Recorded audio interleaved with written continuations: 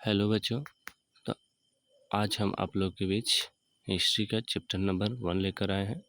तो चलिए शुरू करते हैं और इस चैप्टर को अच्छा से समझिएगा और अच्छा से अपने कॉपी में नोट करिएगा एक एक चीज़।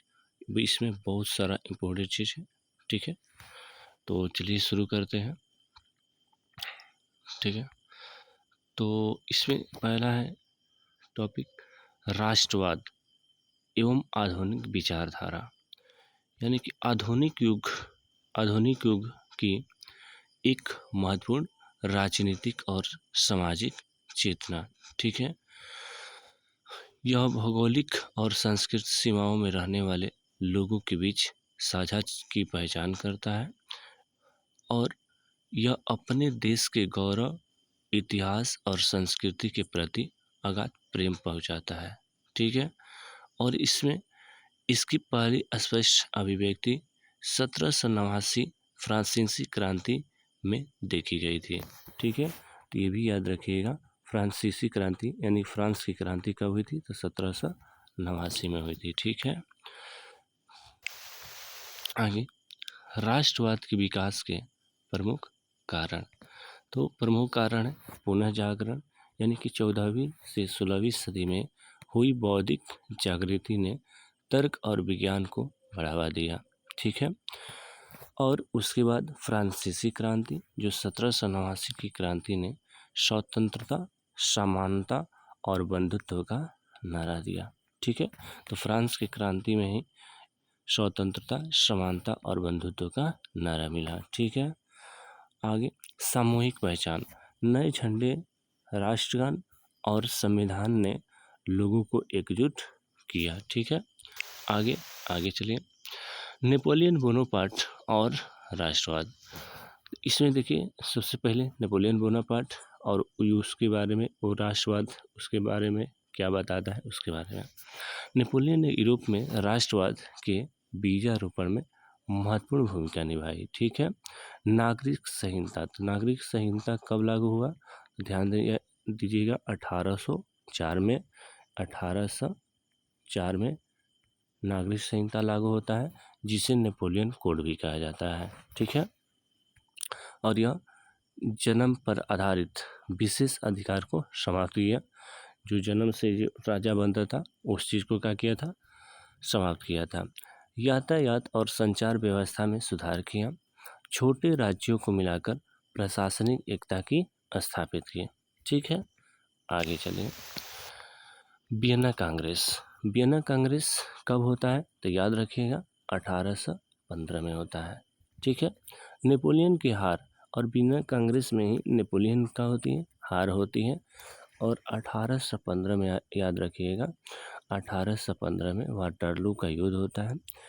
वाटरलू के युद्ध के बाद यूरोपीय शक्तियों ने पुरानी व्यवस्था को क्या कर दिया? बहाल करने की कोशिश की, यानी कि जो पहले रीति रिवाज और जो शक्ति चलता था उस व्यवस्था को क्या करने, फिर से शुरू करने का कोशिश किया था।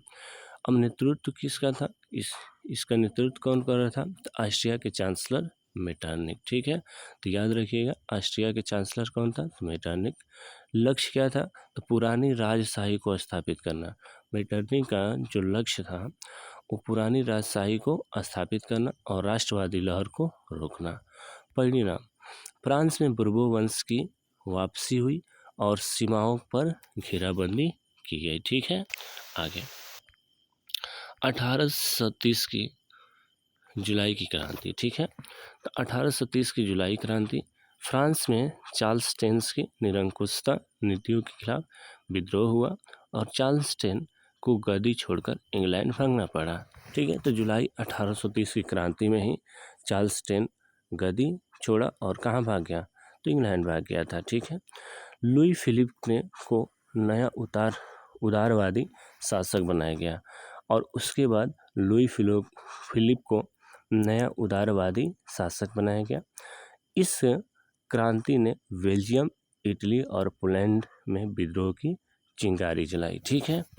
आगे चलें, आगे बोला गया है 1848 की फ्रवरी क्रांति, यानी 1848 की क्रांति, उसके कारण और उसके विश्लेषण। तो देखिए 1848 क्रांति में क्या होता है, आर्थिक तंगी होती है, यानी कि इसमें फसलों की बर्बादी बढ़ती और महंगाई से जनता त्रस्त थी, ठीक है ना। तो इसमें क्या होता था कि फसलों की बर्बादी हुई थी इसमें, और महंगाई से लोग परेशान थे।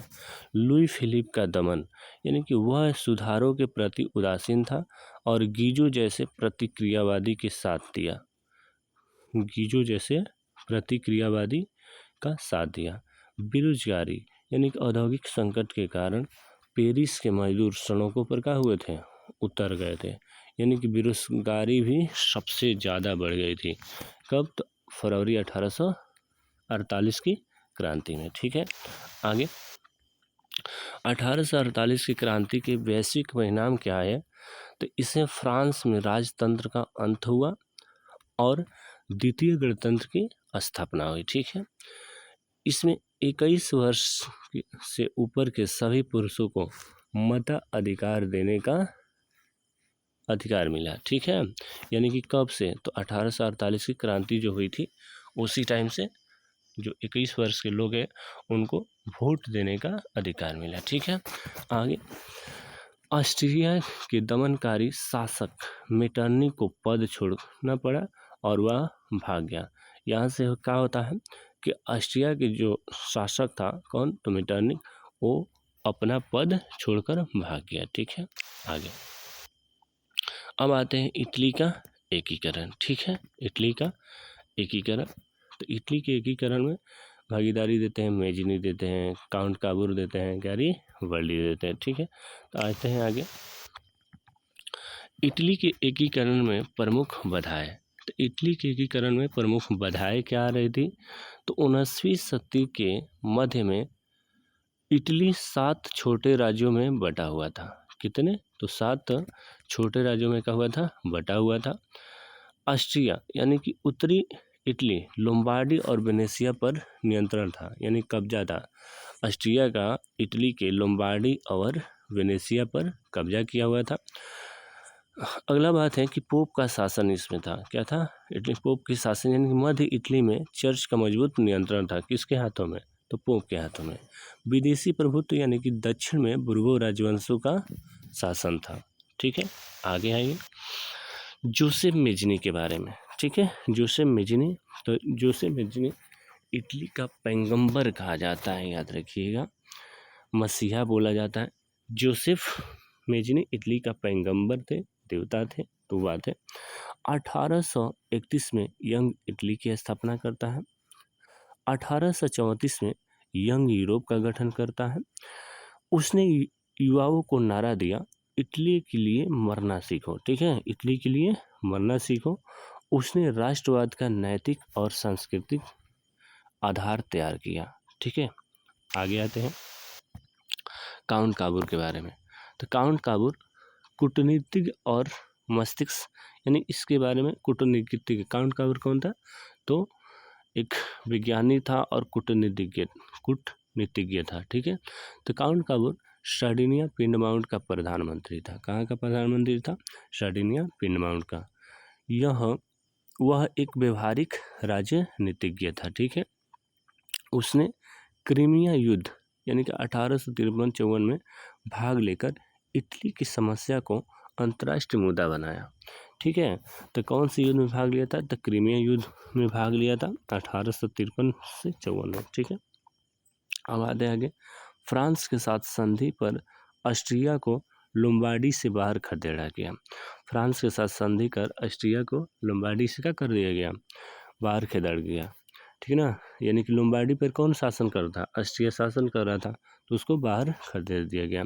मध्य इटली के राज्य यानी कि परमा और मोडेना का पिंडमाउंट में विलय कर दिया गया। यानी कि जो मध्य इटली जो राज्य हैं यानी परमा और मोडेना, उसको पिंडमाउंट में क्या कर दिया गया? विलय कर दिया गया, मिला दिया गया, ठीक है। आते हैं आगे, अब आते हैं गैरीबल्डी। गैरीबल्डी एकीकरण की तलवार, यानी कि गैरीबल्डी जो है एकीकरण के लिए जो आता है। गैरीबल्डी अपनी सेना, यानी कि यहीं से गैरीबल्डी जो है लाल कुर्ती सेना तैयार किया है। तो याद रखिए, ये सवाल पूछता है कि लाल कुर्ती सेना का गठन किसने किया? तो गैरीबल्डी किया था, ठीक है ना। उसने सिसिली और नेपल्स पर विजय प्राप्त किया था, गैरिबल्डी जो था सिसिली और नेपल्स पर विजय प्राप्त किया था। ये ऑस्ट्रिया का जगह है, उस पर ये अधिकार किया था। उसने जीते हुए क्षेत्र को निस्वार्थ भाव से विक्टर इमैनुअल को सौंप दिया था। उसने अपनी संपत्ति त्याग दी और एक साधारण किसान का जीवन चुना। ठीक है, आगे एकीकरण का पूर्ण होना। ठीक है, अब आते हैं आगे एकीकरण का पूर्ण होना, यानी 1870 से 71 में। 1861 में जो घटना होती है, विक्टर इमैनुअल की घोषणा, यानी कि इसका परिणाम क्या आता है, एकीकृत इटली के राजा बने। यानी कि विक्टर इमैनुअल को एकीकृत जो इटली है उसको राजा बनाया जाए, यानी कि 1861 में। 1866 में सिडवा का युद्ध होता है। किसका? सिडवा का युद्ध होता है। वेनेशिया का विलय, यहाँ पर वेनेशिया का इटली में विलय होता है, यानी कि इसी समय सिडवा का युद्ध होता है तो वेनेशिया को इटली में क्या कर लिया जाता है, मिला दिया जाता है। उसके बाद आता है 1870 में सिडान का युद्ध। कौन सा युद्ध? सिडान का युद्ध। रोम पर अधिकार हुआ और राजधानी बनी। तो उस टाइम जब सिडान का युद्ध हुआ तो इटली की राजधानी क्या बनाया गया? रोम बनाया गया। ठीक है, आगे आते हैं। चलिए तो बच्चों आप लोग ध्यान दीजिए, सुपर टारगेट कोचिंग तरफ से, ठीक है, आप लोग को यदि ये फैक्ट अच्छा लग रहा है तो चैनल को सब्सक्राइब ज़रूर करिए और अपने दोस्त और भाई बहनों को शेयर ज़रूर करिए। जो भी अपने आसपास जो भी कोई व्यक्ति हैं उसके पास भेजिए और उसको अच्छा से कांटेक्ट तैयार करने का मौका दीजिए। ठीक है, तो इतना उम्मीद करेंगे आप लोग इतना ज़रूर करिएगा और चैनल को सब्सक्राइब ज़रूर करिए। ठीक है, अब आते हैं आगे, जर्मनी का एकीकरण। तो जर्मनी के एकीकरण का यानी कि बिस्मार्क, यहाँ पर बिस्मार्क तो कौन सा? तो रक्त और लौह की नीति किसने अपनाया था? बिस्मार्क। उसके बारे में आज पढ़ेंगे। ठीक है, आगे जर्मनी विखंडित राज्य से राष्ट्र तक, यानी कि जर्मनी जो विखंडित पहले राज्य था वो अपने राष्ट्र की ओर कैसे बढ़ता है उसके बारे में। जर्मनी 300 छोटे राज्यों में विभक्त था। ठीक है, जर्मनी जो था 300 छोटे राज्यों में विभक्त था। उत्तरी राज्य प्रोटेस्ट थे या दक्षिणी कैथोलिक थे। उत्तरी राज्य क्या थे? तो प्रोटेस्टेंट थे और दक्षिणी कैथोलिक थे। ऑस्ट्रिया यानी जर्मन संघ का नेतृत्व करता था और एकता का विरोधी था। ठीक है ना। तो जलवे राइन एक सीमा शुल्क संघ जिसने आर्थिक एकता स्थापित किया था। ठीक है, जलवे राइन। आगे ऑटोमन बिस्मार्क यानी जर्मनी का निर्माता। ऑटोमन बिस्मार्क जो था यानी कि जर्मनी का निर्माता कहा जाता है बिस्मार्क को। वह प्रशिया का चांसलर था। तो बिस्मार्क कहाँ का चांसलर था? तो याद रखिएगा, प्रशिया का चांसलर था।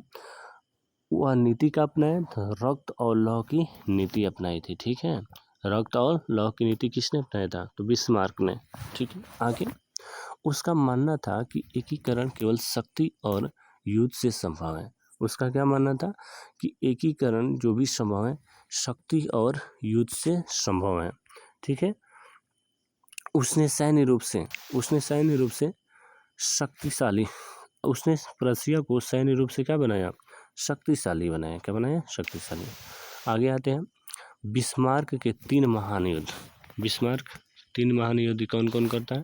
तो याद रखिए, डेनमार्क का युद्ध 1864 में, सिडवा का युद्ध 1866 में और सिडान का युद्ध 1870 में। तो डेनमार्क युद्ध में 1864 यानी स्लेविक प्रशिया को मिला और होल्स्टीन ऑस्ट्रिया को मिला।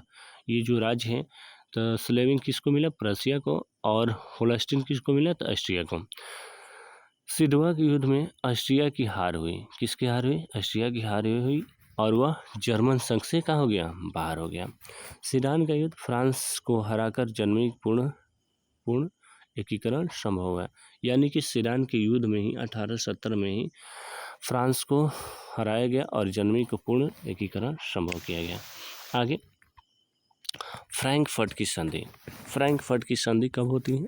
10 मई 1871 को। ठीक है, सिडान के युद्ध के बाद यह संधि हुई जिसने युद्ध का अंत किया। फ्रांस को एसेल्स और लॉरेन क्षेत्र जर्मनी को छोड़ देने पड़े थे। फ्रांस को एसेल्स और लॉरेंस क्षेत्र जो भी हैं जो कब्जा किया था वो जर्मनी को छोड़ देना पड़ा। आगे फ्रांस पर भारी जुर्माना लगाया गया। इसने जर्मनी को यूरोप को महाशक्ति बना दिया। इसने जर्मनी को यूरोप की महाशक्ति बना दिया। आगे जर्मनी एक नया महाशक्ति यानी कि 1871 में, कब 1871 18 जनवरी 1871 को वर्साय के महल में एक भव्य समारोह हुआ। प्रशिया के राजा विलियम प्रथम को जर्मनी का सम्राट घोषित किया गया। याद रखिएगा, प्रशिया के राजा विलियम प्रथम को जर्मनी का सम्राट घोषित किया गया। यह आधुनिक जर्मनी के जन्म की आधिकारिक तारीख थी। आधुनिक जर्मनी यानी कि जो फिलहाल जर्मनी का जन्म हो आधिकारिक तारीख थी। आगे आते हैं यूनान का स्वतंत्रता संघर्ष। यूनान का स्वतंत्रता संघर्ष क्या है? देखिए, यूनान प्राचीन काल से यूरोपीय सभ्यता का पालना कहा जाता है।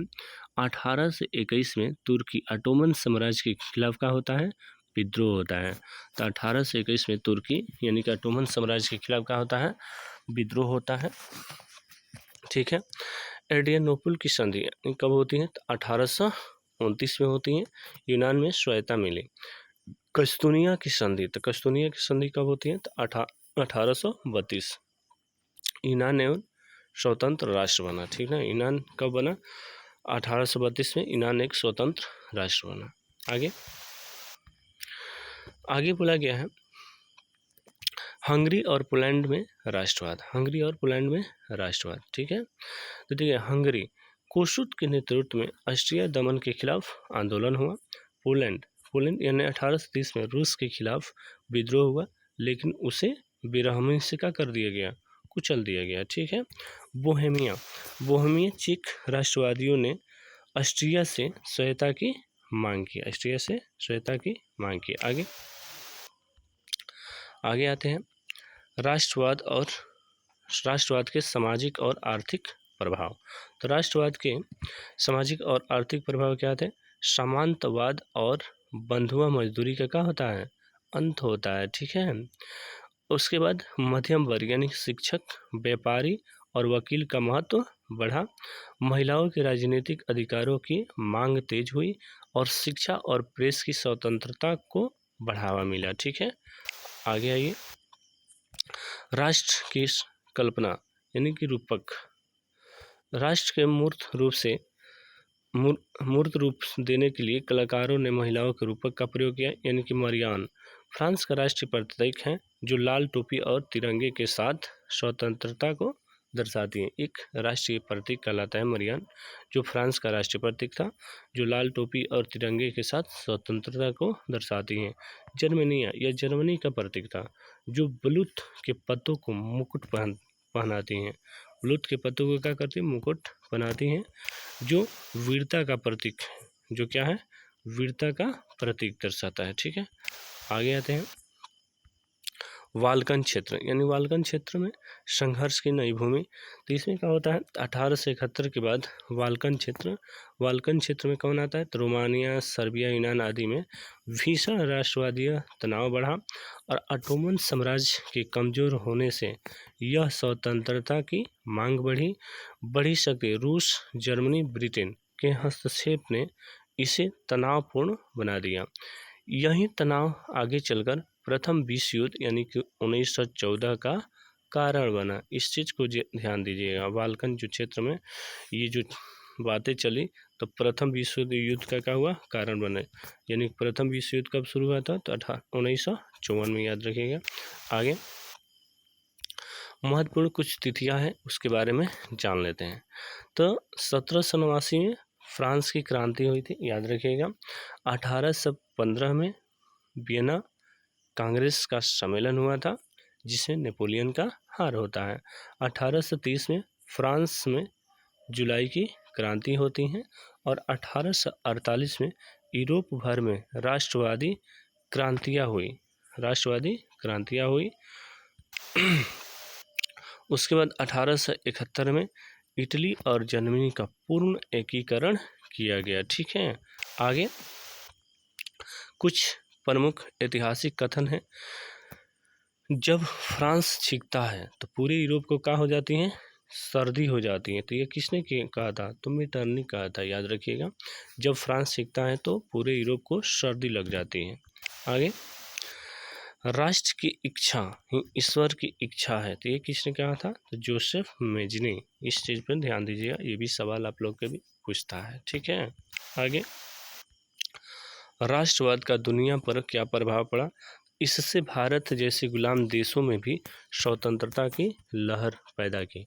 देखिए, जैसे ये भी राष्ट्रवाद यहाँ पर इस दिनों देशों में हुआ था, ऐसे ही भारत में भी राष्ट्रवाद का उदय होता है, जो 1857 की क्रांति से शुरू होता है। बहु राष्ट्रीय साम्राज्यों का पतन हुआ और राष्ट्र राज्यों का जन्म हुआ। कूटनीति और अंतर्राष्ट्रीय संबंधों में बड़ा बदलाव आया। ठीक है। आगे, और अध्याय का सारांश क्या है, इसमें मुख्य बिंदु क्या था, तो 1789 की क्रांति से शुरू हुआ था, यानी कि राष्ट्रवाद शुरू हुआ था, फ्रांस की क्रांति जो शुरू हुई थी। ठीक है। उसके बाद मुख्य बिंदु है 1871 इटली और जर्मनी का एकीकरण पूरा हुआ। ठीक है। ठीक है। तो देखिए, आप लोग के बीच ये जो हम आज चैप्टर ये पढ़ा है, तो आप लोग को कैसा लगा, ये हमको कमेंट में ज़रूर बताइए, और चैनल को सब्सक्राइब ज़रूर करिए, वीडियो को लाइक ज़रूर करिएगा। इतना मेहनत के लिए आप लोग इतना ज़रूर कर सकते हैं। तो जो भी पढ़ाया जा रहा है, आप लोग एक नोट तैयार करिएगा और अच्छा से लिखिएगा, और जितना याद करिएगा उतना आप लोग को बहुत जल्दी आसानी से याद हो जाएगा। ठीक है। तो चलिए, इतना आज तक रहने देते हैं। धन्यवाद।